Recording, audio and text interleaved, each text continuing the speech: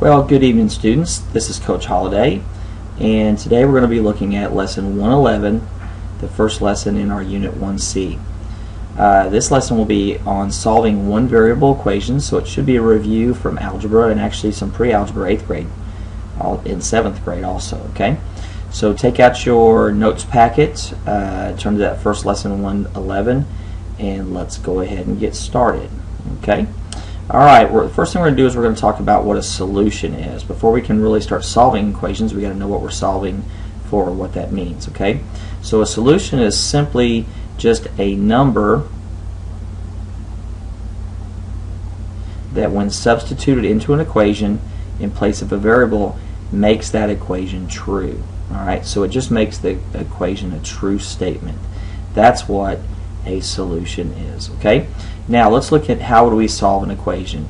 If you'll remember back, there are several steps for solving an equation in general, and that's what we're going to look at right now.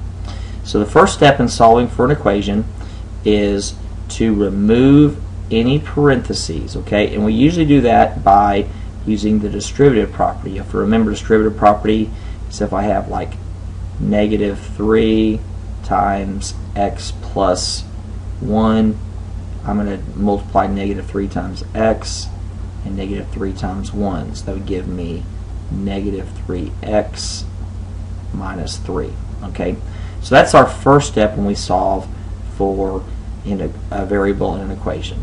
The second step is to combine like terms on the left side and then combine them on the right side. Okay, alright, and we'll do some examples of these here in just a little bit. The third step is to move all variables to one side of the equation. And then the fourth step is to move all constants to the side of the equation that's opposite of the variable. So you're going to move those to the other side of the equation. Alright, and then our last step, our fifth step, is to divide both sides of the equation by the coefficient of the variable. If you remember, coefficient is just the number the variable is multiplied by, okay? Alright, now once we solve our equations, sometimes there's a couple things that could end up funny in that, okay, and that's what we're going to look at next. If the variable cancels out or goes away, one of two things could happen. The first thing is that both sides could be equal, like 12 equals 12. Right, that's a true statement. Both sides are equal. Right, if that's true, then any number makes the equation true. Okay, so in that case we say that the solution is the set of all real numbers. Okay, if you'll remember from a couple weeks ago when we were talking about real numbers. Alright, the second thing is if both sides are not equal, examples like it ends up 2 equals 3, something like that, then what we say that there's no number that makes the equation true. In this case we say there are no solutions. No solutions, okay? So those are two special cases.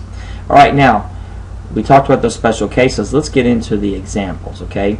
So let's follow along with me on the examples as we go through here. Alright, example 1, I have 3x plus 12 minus 5x plus 6x equals 20. And if you'll notice up here on the top of the page, I put those rules up here for us just to remind us, okay?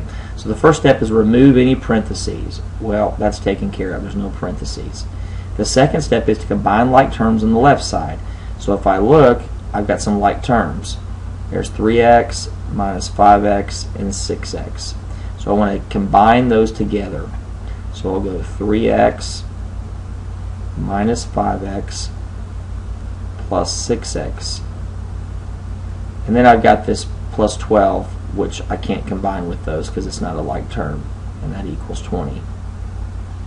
Alright, 3x minus 5x is negative 2x. Negative 2x plus 6x makes 4x.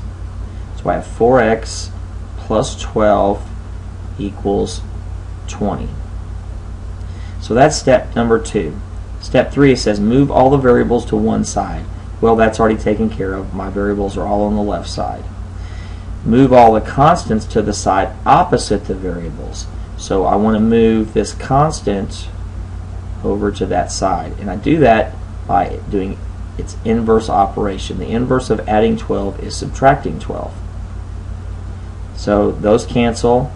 That gives me 4x equals 8.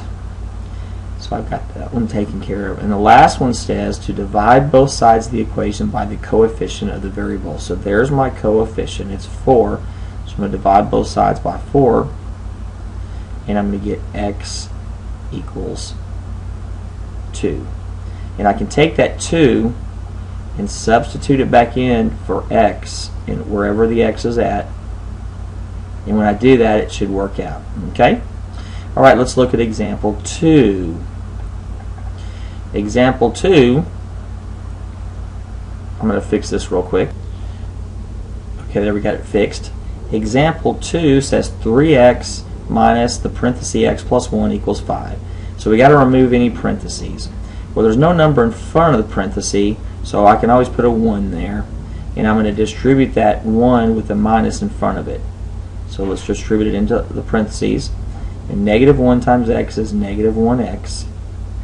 Negative 1 times 1 is negative 1.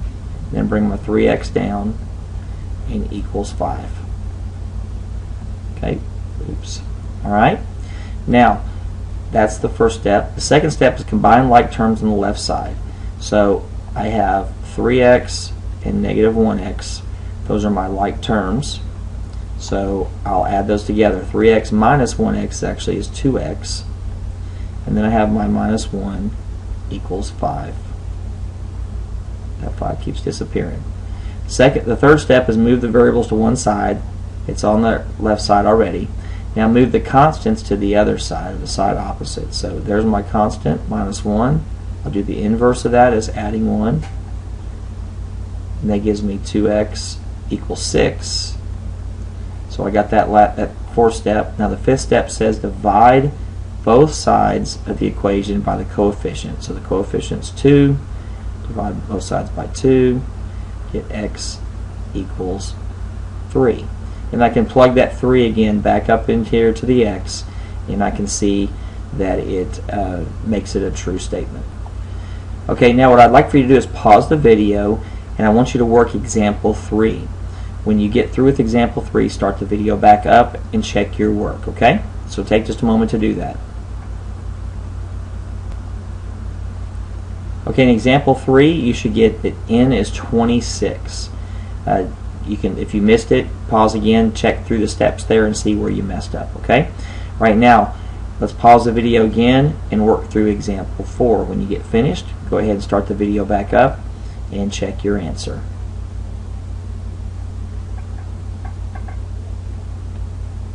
Okay, the answer to example 4 is x equals 13.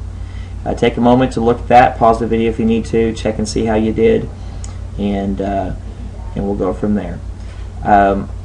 If you'll go ahead now and complete the WISC for us and submit that, and then we'll see you in class tomorrow. Have a great day. Bye-bye.